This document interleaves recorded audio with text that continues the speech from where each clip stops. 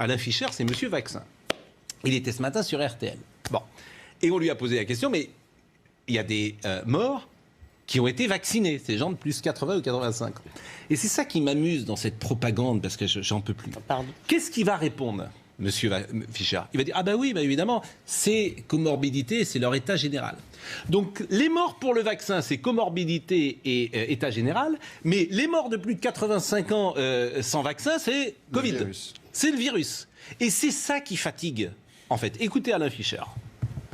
Il faut bien avoir conscience que, malheureusement, mais c'est inéluctable, chaque jour, il y a de très nombreux décès dans les maisons de retraite et dans les EHPAD spécifiquement. En France, de l'ordre de 400. En Norvège, de l'ordre, si on rapporte à la population, de plusieurs dizaines.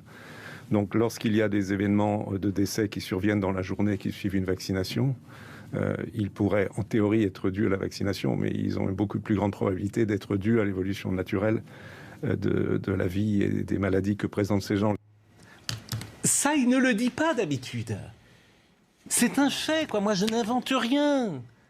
Ils ne le disent pas d'habitude. Ils disent c'est le virus qui a tué des gens de 85 ans. Et là, il dit quand c'est la vaccination. Parce qu'évidemment, si tu commences à dire que la vaccination est source de mort, il ne peut pas le dire.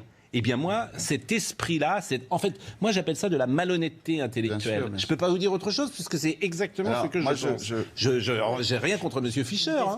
M. Perromont.